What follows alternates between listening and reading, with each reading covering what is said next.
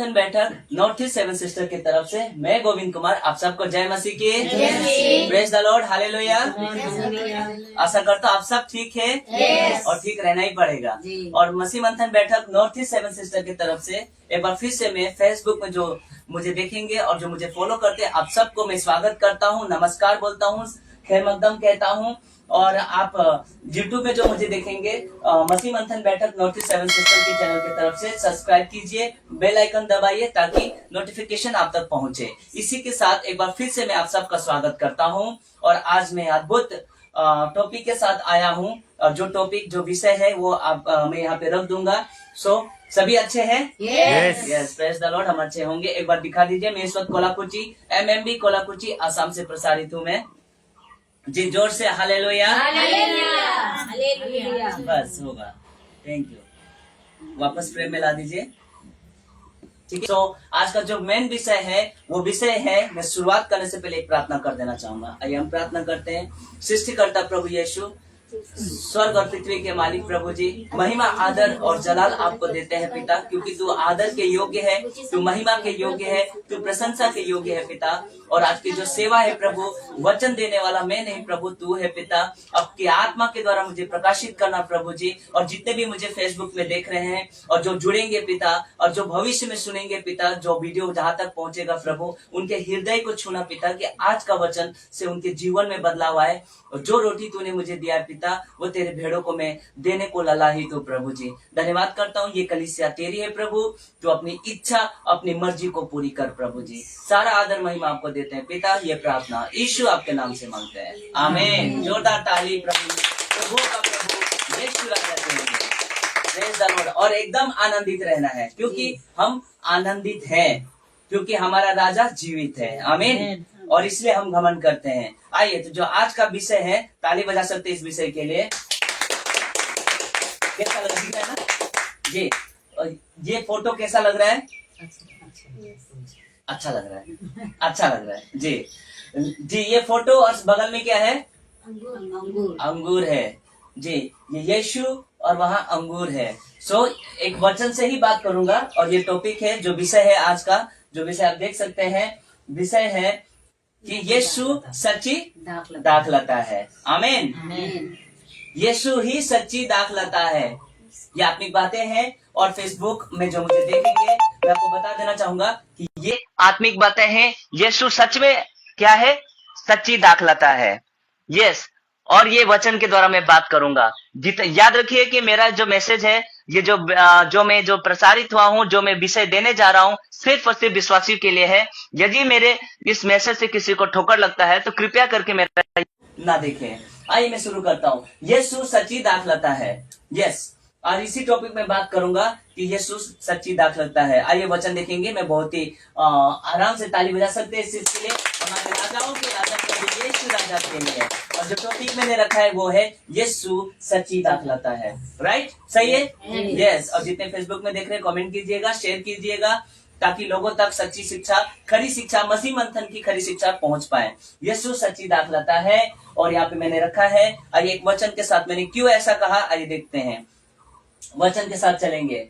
यीशु ने कहा यूहन्ना का 15 का 1 वचन में, the book of John chapter 15 verse 1 में, ठीक है, लिखा है सच्ची दाखलता मैं हूँ। यीशु ने कहा सच्ची दाखलता मैं हूँ और मेरा पिता किसान है। अब ये आत्मिक बातें हैं। किसान यानी कि पिता किसको? पिता परमेश्वर जो स्वर्ग में है, उनको कहा गया है कि मेरा पिता किसान है। और यीशु क्या है? दाखलता है। मैं सच्ची दाखलता मैं हूँ और मेरा पिता किसान है। अब आएगा सेकंड पार्ट जो मैं रखने जा रहा हूँ। तो हमको पता चल चुका है कि सच्ची दाखलता यीशु है और जो पूरे पृथ्वी का मालिक जो है वो पिता है, आमीन। ताली बजा सकते हैं इस बात के लिए। इस विषय से हम सीखेंगे कि लेकिन उसका दूसरा जो पार्ट है, ये जो पार्ट है उसमें लिखा है, आइए देख लेते थे। देख लीजिए, मैंने फिर लिखा कि पिता किसान है। अगर जो दाख का लता, अगर दाख सच्ची दाखलता कौन है? यीशु है। और मेरा पिता किसान है। तो जो किसान है, जो मालिक है, जो स्वामी है, वो दाख का बारी का, अगर उसमें फल नहीं, जिस डाली में फल नहीं तो उसे वो क्या कर देगा, देख लीजिए वो एक डाली है, दिख रहा है ना विवेक, उसमें फ्रेम में है ना, ठीक है। जिस डाली में क्या नहीं है, फल नहीं है, देख लीजिए वो पिता किसान क्या कर रहा है, काट डाल रहा है। अब आत्मिक बातें, कुछ लोग कहते हैं कि हम तो विश्वासी बन चुके हैं, हम दाग के बारे में जुड़ चुके हैं, हम क्या बोलते हैं, नरक नहीं जाएंगे कभी, हम हमेशा हमारा कुछ भी करेंगे, हम प्रभु के राज्य में जरूर प्रवेश करेंगे, चाहे हम पाप करेंगे, चाहे व्यभिचार करेंगे, चाहे दारू पियेंगे, चाहे शराब पियेंगे, चाहे हम कुछ भी करेंगे, हमारा स्वर्ग तो कंफर्म है। आज मैं आपको झटका देने जा रहा हूँ, यह वचन इसको सुन लीजिए। सच्ची दाखलता मैं हूँ, यूहन्ना 15:1 में, सच्ची दाखलता मैं हूँ और मेरा पिता किसान है, परंतु देख लीजिए इसका बी पार्ट देख लीजिए, जो डाली, देख लीजिए यहाँ पे लिखा हुआ है, जो डाली मुझ में है और नहीं फलती। अब बताइए डाली कौन हो गया, हम लोग। कैसा लग रहा है, अच्छा लग रहा है। जितने फेसबुक में देख रहे हैं आप शेयर कीजिए, ताकि खरी शिक्षा आप लोगों तक पहुंच पाए, जितना हो सके शेयर कीजिए, ताकि मसीह मंथन बैठक ही वो प्लेटफॉर्म है जिसके द्वारा खरी शिक्षा लोगों तक पहुंचेगा। और ये पहुंचता है क्योंकि ये प्रकाशन प्रभु हमें अद्भुत रीति से देता है। तो जो डाली मुझ में है और नहीं फलती उसी वो काट डालता है। बाप रे, तो कैसे कह दिए कि हम विश्वासी हैं, हमने बपतिस्मा ले लिया है, यीशु में हम जुड़ चुके हैं, तो हम चाहे शराब पिए, चाहे दारू पिए, चाहे व्यभिचार करें, चाहे गलत वचन के अनुसार हम चले, हमारा आत्मिकता का जीवन कुछ भी हो जाए, हम स्वर्ग पहुंचेंगे नहीं। क्या ये सच है? जी जोर से बोल दीजिए यस। ये सच नहीं है, ये झूठ है। लिखा है जो डाली मुझ में है और नहीं फलती उसे मैं काट देता हूँ। देख लीजिए कोई भी व्यक्ति, अगर आप एक पेड़ लगाते हैं और कई साल देख लिया कि फल नहीं दिया, दूसरा साल भी देख लिया फल नहीं दिया, तीसरा साल भी देखा कि फल नहीं दिया, तो क्या करोगे, रख के उसको काटोगे ही ना। सेम टू सेम स्वर्ग में भी ऐसा होगा। अंत के दिनों में आप कट जाओगे। सोच रहे हो कि जीवन की पुस्तक में हमारा नाम लिख चुका है, हम बपतिस्मा ले चुके हैं और प्रभु में आ चुके हैं, तो आप धोखे में हैं मेरे प्रियो, क्योंकि ये खरी बात है, ये खरी शिक्षा है और ऐसी बातें सबको हजम नहीं होती और मुझे सुनने के लिए सबको बस की बात नहीं है। और मेरे डायरेक्टर जो पास्टर दानियल राज है, उनको भी सुनने के लिए सबकी बस की बात नहीं है। क्यों? क्योंकि हमारे मुख से चोखी तलवार ही निकलेंगे, मीठा रसगुल्ला नहीं निकलेगा। हम कड़वा सागपात ही खिलाएंगे, क्योंकि वो कड़वा सागपात खाना ही आपके लिए उत्तम है। आमीन जी। तो जो डाली मुझ में है और नहीं फलती उसे मैं काट डालता हूँ। देख लीजिए कितना अच्छा से लिखा हुआ है, यानी कि जो यीशु में है और वो फल नहीं लेके आ रहा है। अब कौन सा फल, अपने जीवन में या कहते हैं अविश्वासी, मतलब आत्माओं को जीतने का भी है, दोनों है अपने जीवन में। यानी कि आपके जीवन में भी वो फल दिखना चाहिए, पवित्रता का जीवन होना चाहिए, प्लस फल लेके आना भी है, आपको प्रचार भी करना है, सुसमाचार भी लेके आना है। लिखा है कि जो डाली मुझ में है और नहीं फलती उसे वो काट डालता है। लेकिन सेकंड पार्ट देखिए, और जो फलती है उसे और छांटता है। अब छांटने के लिए वो इसलिए छांटता है क्योंकि आपके अंदर की कुछ चीजों को वो छांटता है, इसलिए कि आप फल लेके आ रहे हो, कलम करता है ताकि अच्छा फल आए जी। तो जो डाली मुझ में नहीं है, जो डाली मुझ में है और नहीं फलती उसे वो काट डालता है, और जो फलती है उसे छांटता है ताकि और फले। आमीन। ताली बजा सकते हैं इस बात के लिए। कैसा लग रहा है जी? तो ये एक गंभीर बात है। आप यीशु में है और फल नहीं लेके आ रहे हो, आपका जीवन में कोई फल नहीं दिख रहा है, आपके लाइफ में कोई फल नहीं दिख रहा है, तो आपकी जो लोटिया है वो डूब जाएगी, गई भैंस पानी में जी। तो फल लाना इंपॉर्टेंट है, आपके जीवन में वो दिखना चाहिए। कई ऐसे विश्वासी है संसारिक बन के बैठे हुए हैं, तो वो डाली बेकार की है, और प्रभु बेकार की डाली को क्यों रखेगा? स्वर्ग का राज भी ऐसा ही है। और आप प्रभु में आए हैं और प्रभु ने आपके लाइफ में जीवन बदल दिया है, तो निश्चय है कि आपको फल लाना होगा।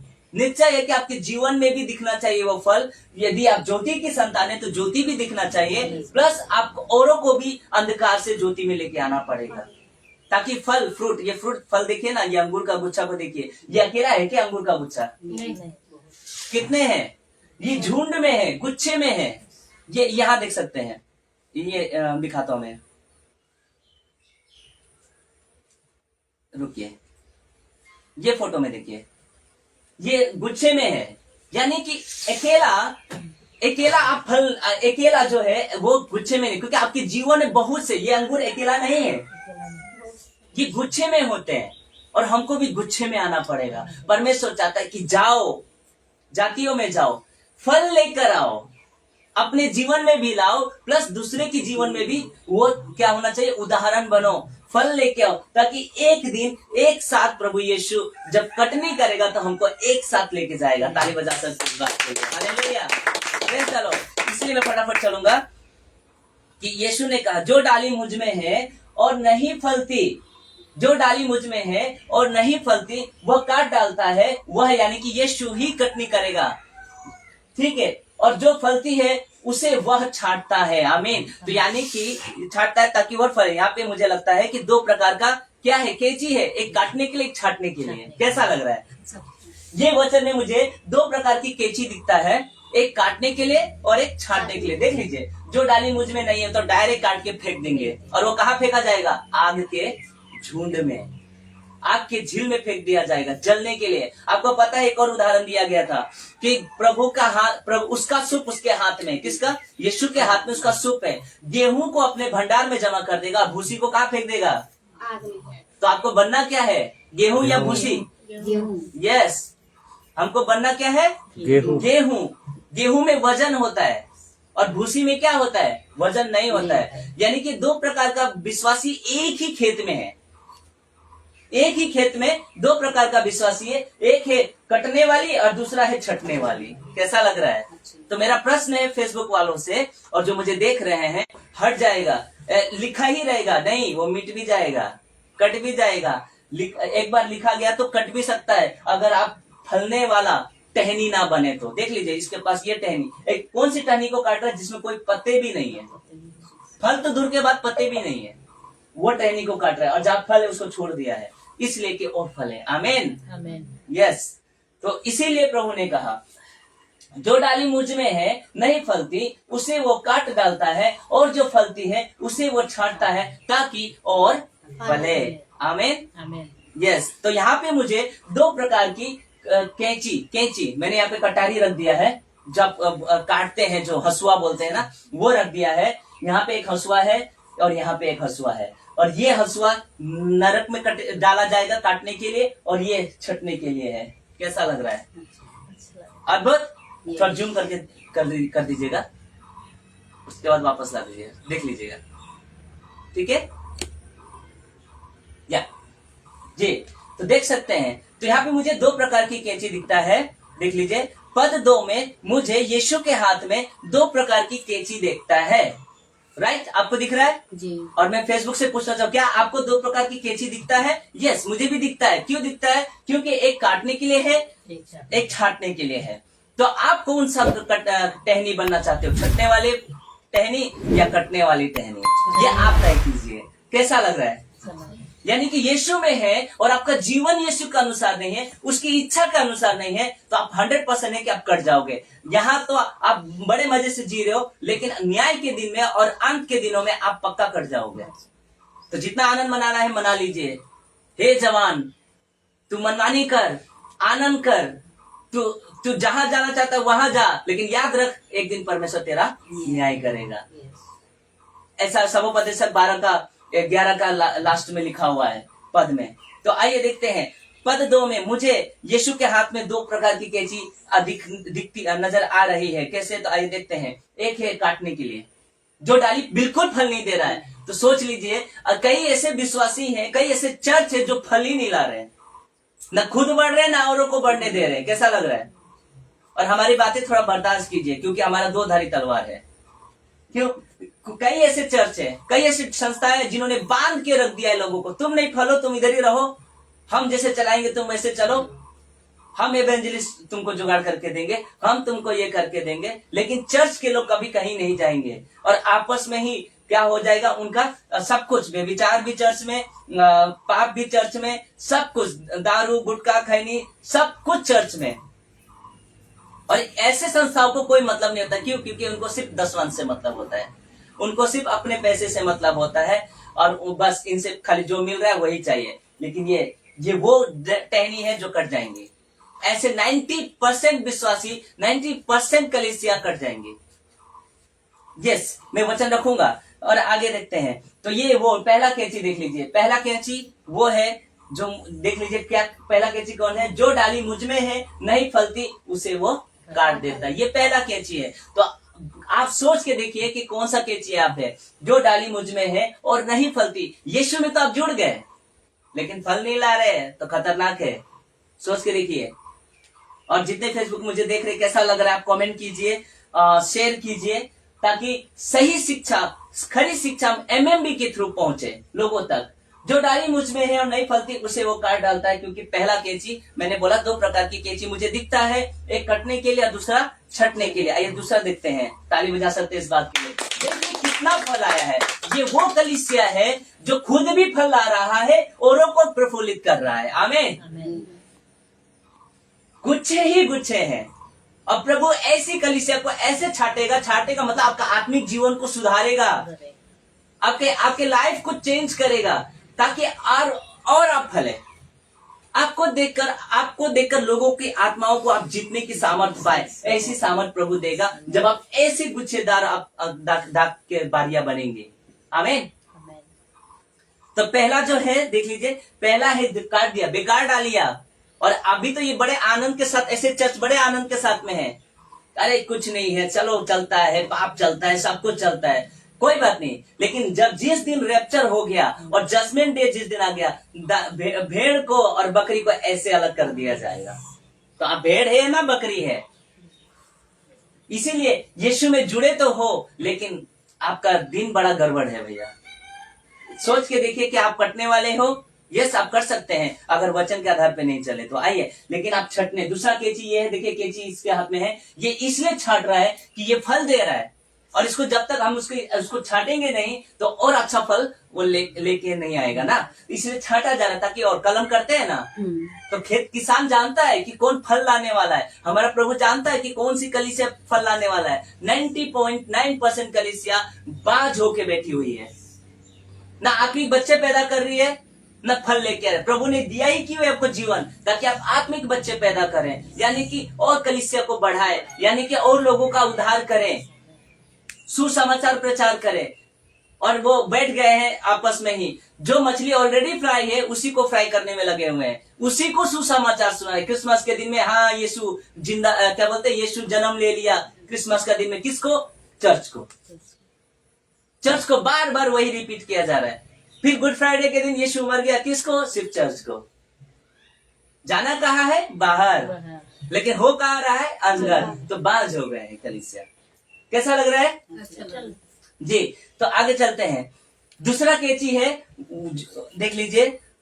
दूसरा कैंची, और जो फलती है वो उसे वह छाटता है ताकि और फले। ताली बजा सकते इस बात के लिए। तो ये 2 प्रकार की कैंची दिखे। पहला कैंची जो नहीं फलती, ये देख लीजिए, ये बेकार की डाली, जो मुझ में और नहीं फलती उसे मैं काट देता हूं, और जो फलती है उसे वो छाटता है। और हम कौन है? हम फलने वाली कलीसिया है। हम खुद नहीं अकेला जाएंगे। और यीशु ने ऐसे शास्त्री फरीसी को क्या कहा? हे कपटी शास्त्री और फरीसियों, तुम पर हाय, तुम ना खुद स्वर्ग जाते हो ना दूसरों को स्वर्ग जाने जाते हो। और ये क्या करते हैं? ऐसे जो गलत शिक्षक, गलत चर्च जो है, जो जंगली बीज का दृष्टांत दिया था ना जी। हाँ, एक ही जमीन पे, एक ही खेत में 2 प्रकार के चर्च हैं। एक है सच्चा, उचित, एकदम खरी बीज है, और दूसरा है जंगली बीज। और ये दोनों को एक साथ बढ़ने प्रभु जानबूझ के दे रहा है, ताकि न्याय के दिन में इनको ऐसा भयंकर धोखा मिलेगा। जिस दिन ये रैप्चर में छूट जाएंगे, भयंकर धोखा मिलेगा। और जिस दिन धोखा मिलेगा उस दिन कहेंगे कि हाय, छाती पीटेंगे, रोएंगे, दांत पीसेंगे। इसीलिए, और जो फलती है उसे वो छाटता है ताकि और फले। आमीन। और आगे फटाफट आगे बढ़ूंगा। तो ये 2 प्रकार की कैंची छटने वाली, पहला कैंची है, पहला कैंची देख लीजिए। अब मैं पहला कैंची का कुछ उदाहरण देना चाहूंगा। पहला कैंची क्या है? कटने वाली। जो डाली मुझ में है और नहीं फलती उसे मैं क्या करता हूँ? काट डालता हूँ। आइए देखते हैं, पहला कैंची का कुछ उदाहरण देता हूँ। अब बात करते हैं पहली कैंची की। वह विश्वासी है जो संसारिक मसीह है, संसारिक क्रिश्चियन नामधारी, ठीक है, जिसके जीवन में कोई फल नहीं है, कोई फल नहीं है, सिर्फ नाम का है। चर्च संडे को, इसको बोलते हैं एतवारिक क्रिश्चियन, एतवारिक मसीह। दूसरा है सालाना मसीह, त्योहारिक मसीह, ऐसे टाइप के लोग। ठीक है, ये त्योहार के टाइम, क्रिसमस के टाइम में चर्च भर जाएगा, क्रिसमस के टाइम पे। हाँ, और ऐसे टाइम पे वो अपने दुनिया में भटके रहेंगे, ऐसे टाइप के, तो जिनके जीवन में कोई फल नहीं होता है। यह वो विश्वासी है जो संसारिक मसीह है, जिसके जीवन में कोई फल नहीं है। इनके जीवन में बेविचार है, चर्च में है, जुड़े हैं, लेकिन बेविचार है, संसारिक कीड़ा घुस चुका है, पेस्टिसाइड मारने से भी कोई फायदा नहीं है। ऐसा इनके जीवन में नशा है, इनके जीवन में पाप है, इनके जीवन में रुपये का लोभ है। चाहे बड़ा बड़ा जो दसवांश की चोरी करने, दसवांश का नाम का नहीं दोगे तो श्राप उठ जाएगा, तुम्हारे पर श्राप आ जाएगा। पैसों की लालची बड़े बड़े लोग हैं, हाँ, हाथ रख के गिराने वाले। ये दो स्वामी की सेवा करते, संसार में भी और चर्च में भी। इनको दोनों चाहिए। इनके जीवन में सुसमाचार का जीवन नहीं होता, बिल्कुल नहीं होता। ये वो कैसी जो कर जाएंगे, और ये बिना प्रभु ऐसे टहनी को, ऐसे कलीसिया को बिल्कुल नहीं रखेगा जो फल नहीं देती। आज अभी तक तो एक साथ चलने दे रहा है, लेकिन न्याय के दिन में तो काटेगा ही काटेगा। अपने भंडार में तो गेहूं को रखेगा, हालेलुया। अपने भंडार में किसको रखेगा? गेहूं को रखेगा। भूसी कोई भी व्यक्ति नहीं लेगा, इवन मैं भी नहीं लूंगा। मेरे घर में अगर कोई पेड़ अगर फल नहीं दे रहा है, कई साल देखूंगा, मौका दूंगा, उसके बाद नहीं हो रहा है, काट दूंगा। यानी कि आप जीवित है अब तक, जब तक रैप्चर नहीं होता आपके पास मौका है। कलीसियाएं जो संस्थाओं के नाम पे चल रही है, जो संस्थाएं उनको अपनी नीति नियम पे चला रहे हैं, उनके नियम पे नहीं, आप यीशु के नियम पे चलिए। Hallelujah, praise the Lord. और आप सावधान हो जाइए, कहीं ऐसा ना हो कि आप ये कैंची आपके ऊपर चल जाए। आमीन, आमीन जी। तो ये दो स्वामी की सेवा करते, इनके जीवन में सुसमाचार का जीवन नहीं होता। ये पहला कैंची है, और इसको कहते हैं जो डाली मुझ में है और नहीं फलती उसे वो काट डालता है। ऐसे कैरेक्टर वाले क्या प्रभु के राज्य में जाएंगे? ये कटेंगे। आइए देखते हैं वचन, देखते हैं, आइए वचन देखते हैं। गलातियों 5 का 19 और 21, the book of Galatian chapter 5 verse 19 and 21। शरीर के काम तो प्रकट है, ये ऐसे विश्वासी है, अर्थात व्यभिचार उनके जीवन में है, गंदे काम उसके जीवन में है, लुचपन उनके जीवन में। कई विश्वासी होकर वो मूर्ति पूजा, कैथोलिक टाइप के लोग, क्रूस को रखना है ना, पास्टर को प्रभु से ज्यादा वैल्यू देना, वो भी एक मूर्ति पूजा है। टोना करना, ओझा के पास जाना, विश्वासी भी टोने में चलते हैं, विचक्राफ्ट में जाते हैं। बेर करना, झगड़ा करना, ईर्ष्या, क्रोध, विरोध, फूट, विधर्म, दाह, मतवालापन, दारू जो पीते, मतवालापन, लीला क्रीड़ा करना और गंदे गंदे बातें करना, ऐसे लोग। और इनके जैसे और भी काम है, ये तो सिर्फ उदाहरण दिया है उसने, और भी काम है। इनके विषय में तुमसे पहले से कह देता हूं, और जैसे पहले कह भी चुका हूं कि ऐसे काम करने वाले परमेश्वर के राज्य के वारिस ही नहीं होंगे। अब बताइए, तो वारिस ही नहीं होंगे तो कहां रहोगे? नरक में। तो ये 90% कलीसियाओं के बीच में है। और कुछ कल्ट ग्रुप है, माता यरूशलेम, यहोवा विटनेस, ओनली जीसस, है ना, मदर यरूशलेम, ओनली जीसस, ऐसे कम से कम दुनिया भर के कल्ट ग्रुप है। सर्वशक्तिमान की कलीसिया, ये चाइनीज ग्रुप, कोरियन ग्रुप्स है। उसके बाद में सब्बत के दिन को ही मानने वाले हैं, यहूदीवाद है, ठीक है, यहूदी सिस्टम वाले, सिर्फ जीवस यहूदीवाद है। और कुछ कल्ट ग्रुप ऐसे भी हैं। तो ये सारे कैथोलिक जैसे और भी है, तो ये सारे चीज कटने वाले लोग हैं, इनके बीच में ये सब चीज रहता है। लेकिन जो प्रभु की जो फलने वाली है, उनके जीवन में शांति होता है, वो फल लेके आते हैं, वो औरों को भी लेके आते हैं, एक दूसरे को उन्नति का कारण बनते हैं। आमीन, प्रेज द लॉर्ड। तो ऐसे कैसे, मैं कह चुका हूं, पहले भी कह दिया हूं कि ऐसे काम करने वाले परमेश्वर के राज्य के वारिस ना होंगे, साफ साफ लिख चुका है। तो ये वो लोग हैं जो कट जाएंगे। क्योंकि देख लीजिए, क्योंकि जो अपने शरीर के लिए बोता है, वो शरीर के द्वारा विनाश की कटनी काटेगा। सावधान, क्योंकि जो अपने शरीर के लिए बोता है, वो शरीर के द्वारा विनाश की कटनी काटेगा। गलातियों 6 का 8 का ए पार्ट रखा है मैंने, बी पार्ट भी है, ठीक है, ये ए पार्ट है, ये छटने वाले, यानी कि आप शरीर के लिए बोल रहे हैं। 90% पास्टरों के घर क्या है, बहुत बड़े बड़े हैं, 2 BHK 3 BHK ओडी। किसके द्वारा लिया इन्होंने पैसे? खुद की कमाई हुई नहीं है इनके, किसके? चर्च को लूट कर, दसवांश के नाम पे लूट की है इन्होंने। सिर्फ एक वचन उठाते, आप दसवांश करवाते हो, 613 नियम का एक कानून को आप फॉलो करते हो और बाकी कानून को छोड़ देते हो, तो आप श्रापित हो। गलतियों में ही लिखा हुआ है।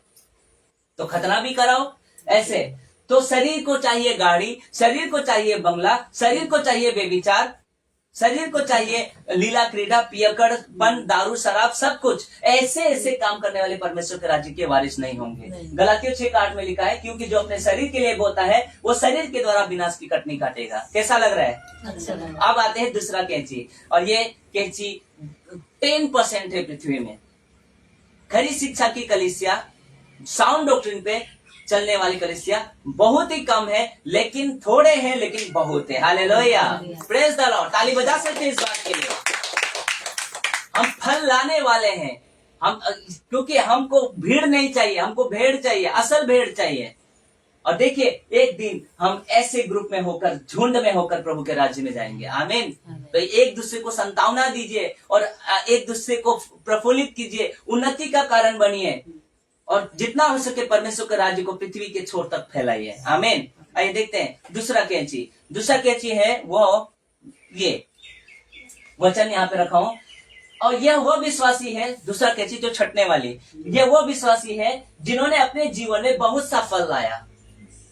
परमेश्वर के सारे पवित्र आत्मा के जितने फल है उसके जीवन में उसने लिए, पवित्रता के साथ चला, दुख उठाया, अन्य जातियों से भी दुख उठाया, अपनों से भी दुख उठाया, और ऐसे उठाकर प्रभु के राज्य में हल रखते हुए उसने खेती किया है, पीछे मुड़ के नहीं देखा। ऐसे विश्वासी, लिखा है कि यह वो विश्वासी जिन्होंने अपने जीवन में बहुत सा फल लाया, इन्होंने अपने जीवन में दुख उठाया, प्रभु यीशु के वचन के अनुसार जीवन बिताया, इन्होंने जातियों में प्रभु के राज्य का सुसमाचार सुनाया, और कई खोई हुई आत्माओं को विनाश के समुद्र से बचाया।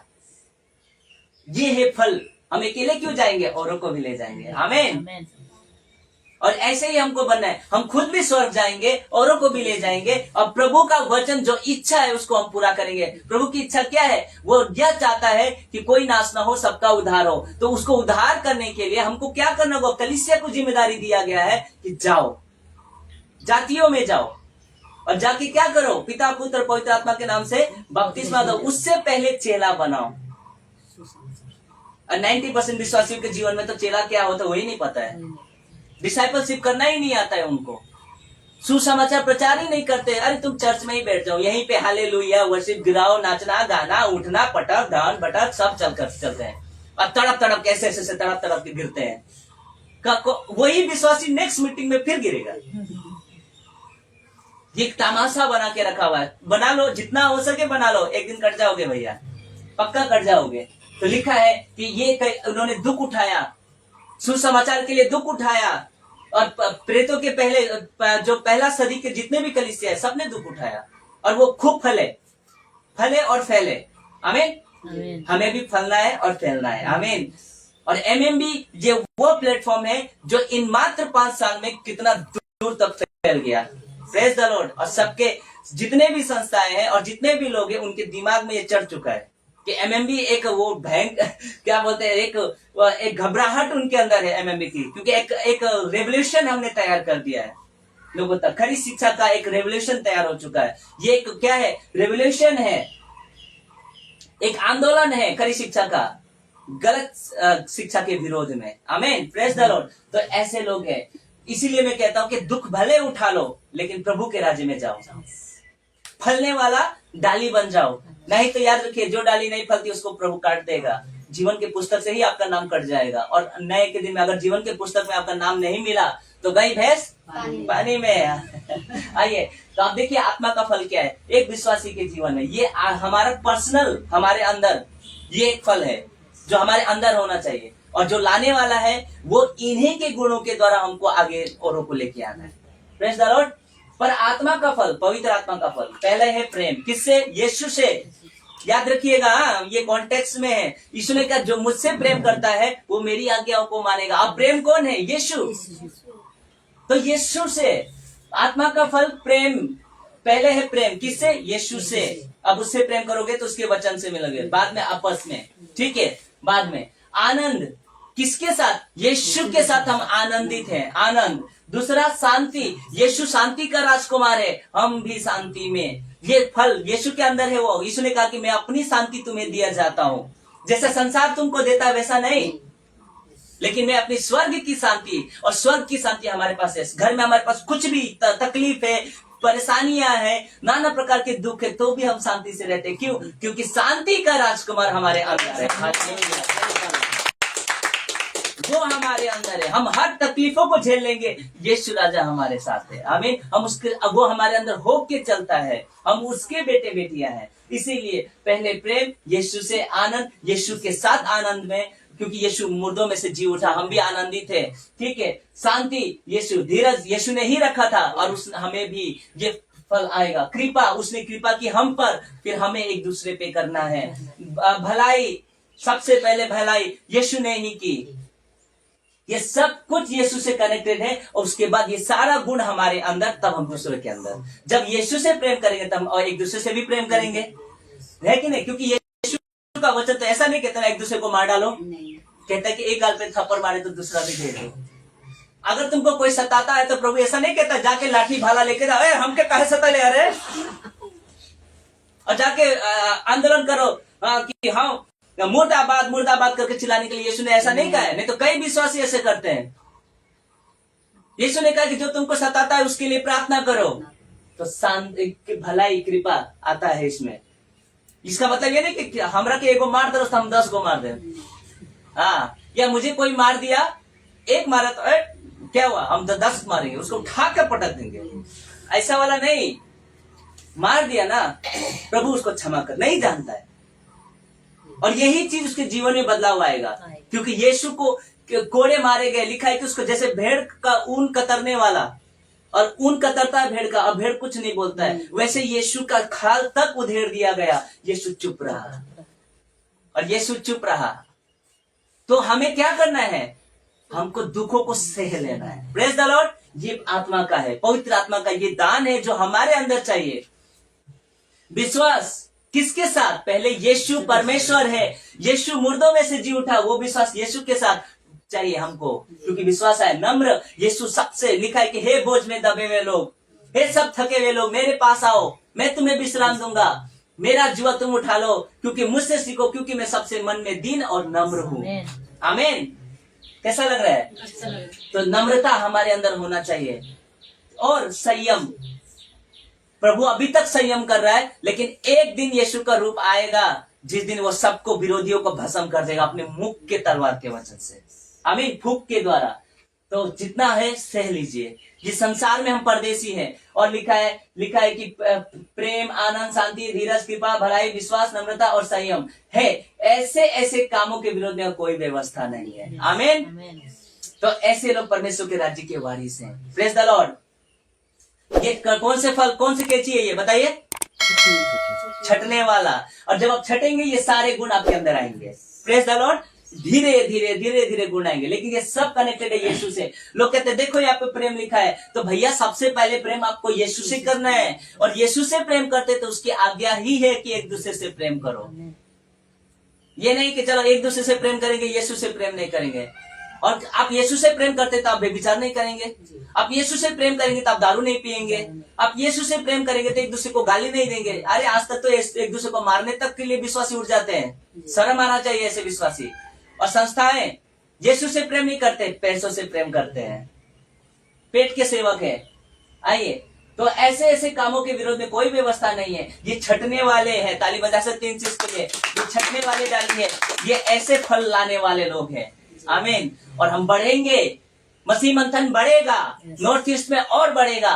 नागालैंड, मणिपुर, सिक्किम, मिजोरम, त्रिपुरा, सब जगह हम फैल के रहेंगे। क्यों?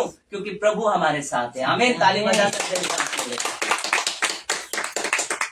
उसके बाद में वचन है गलातियों 6:8 का पार्ट बी। ये मैंने रखा था कि क्या रखा था, जो शरीर के लिए बोता है वो विनाश की कटनी काटेगा, लेकिन ये वो विश्वासी है जो शरीर के लिए नहीं बोएगा, वो किसके लिए बोएगा? पढ़ दीजिए।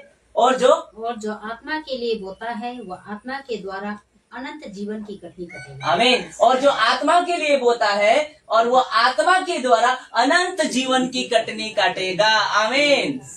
तो यीशु जो छाट रहा है वो हमारे अनंत जीवन के लिए छाट रहा है। छटने में थोड़ा दर्द होता है। देखिए, कट तो वहां भी रहा था, जो डाली बेकार है, तो एक ही बार फल लाओ और तुम्हारा फल बना रहे। फल लेके आओगे तो तुम्हारा फल बना रहे, कि तुम मेरे नाम से जो कुछ मांगोगे तो तुम्हें दिया जाएगा। आमीन। तो पहले 90% विश्वासी तो पहले फल तो लाते नहीं है, सुसमाचार प्रचार करते नहीं है, अन्य जातियों के बीच में जाते नहीं है, और पहले ही बताए प्रभु दे दे, नौकरी नहीं मिल रहा है, प्रभु मेरे को घर नहीं मिल रहा है, दे दे मांगते। कैसे मिलेगा? कंडीशन देखिए, क्योंकि पहले लिखा है कि तुम जाकर फल लाओ, तुम्हारा फल बना रहेगा। तुम जब तब जाकर ये 2 काम करोगे, तुम जाकर फल लाओगे और तुम्हारा फल बना रहेगा, तब जाके तुम जो कुछ मेरे पिता के नाम से मांगोगे वो तुम्हें मिलेगा। अब इसका मतलब ये नहीं कि कहते प्रभु उसको मार दे तो मिल जाएगा, नहीं। अगर मैं एक बाप हूं और मेरा एक औकात है, एक लिमिट है, अगर मेरा बेटी कहेगी कि पापा मुझे ऊंट चाहिए, आप ऊंट खरीद के ला दीजिए, क्या मैं खरीद पाऊंगा? नहीं। ये मेरी इच्छा में नहीं है। मैं आपको समझाना चाह रहा हूँ, आपको मांगना है तो पिता की इच्छा से मांगना होगा। अगर मेरा बेटी मुझसे मांगता है कि पापा मुझे हाथी खरीद के ला दो, हाथी मुझे जिंदा हाथी चाहिए, तो मैं बोलूंगा बेटा ये मेरा औकात में नहीं है। लेकिन मैं अगर बेटी कहेगी कि पापा मुझे कॉपी किताब खरीद दो, तो मेरे औकात में है। स्कूल में एडमिशन करा दो तो मैं कर दूंगा, ये मेरे लेवल में है। लेकिन आप ऐसा, आजकल के विश्वासी कुछ ऐसे ही हो गए, मांगते वो जो प्रभु देना नहीं चाहता तो मिलता नहीं है। बेटा करोगे क्या? हाँ, मेरा अगर बेटी बोलेगी पापा मुझे बंदूक चाहिए लोगों को मारने के लिए, अरे बाप रे क्या करोगे? मैं क्यों दूं? मैं पिता हूँ, मुझे पता है भला बुरा क्या है, मेरे बेटे को कौन सा जरूरत है, क्या चीज की चाहिए। इसीलिए प्रभु ने कहा कि यदि तुम मेरी इच्छा के अनुसार मांगते हो तो ही तुमको सब कुछ मिला जाएगा। आमीन। यस। तो यहाँ पे ये है कि लिखा है कि तुमने मुझे नहीं चुना परंतु मैंने तुम्हें चुना है और तुम्हें नियुक्त किया है कि तुम जाकर फल लाओ, और जो डाली फलती है उसे छाटता है ताकि और फले। आमीन। कि तुम मेरे नाम से जो कुछ मानो तो वो तुम्हें दे। इसी के साथ में आमीन। जोरदार ताली।